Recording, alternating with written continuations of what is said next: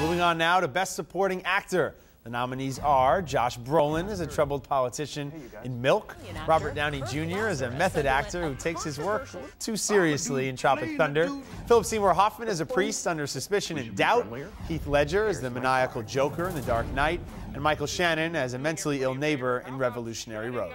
One sportsbook taking Oscar bets has Heath Ledger at 1 to 20. That means to win $1, you have to wager 20. That, Ben, is what we call a favorite. But in this particular case, for this particular role, I actually think there are more deserving performances. My pick is Josh Brolin as San Francisco Supervisor Dan White, Harvey Milk's murderer in Milk. You're not like most homosexuals, are you, Harvey? Do you know a lot of homosexuals, Dan? You have an issue. It's more than an issue.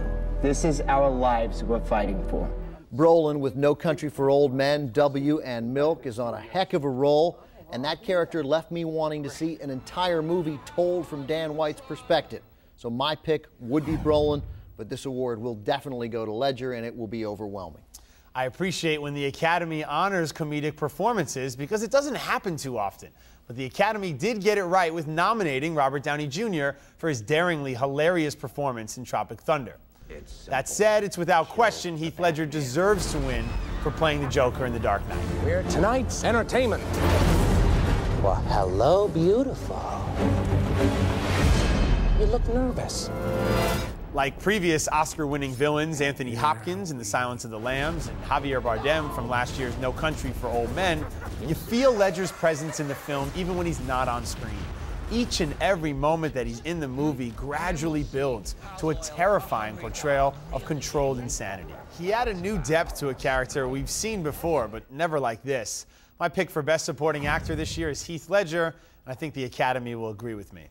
Yeah, you know, Ben, I don't want to take anything away from Heath Ledger, who was clearly among the best actors of his generation, but I actually don't think that this is the performance he ought to be remembered for. I look at Brokeback Mountain or A Monster's Ball as sort of vintage Heath Ledger performances.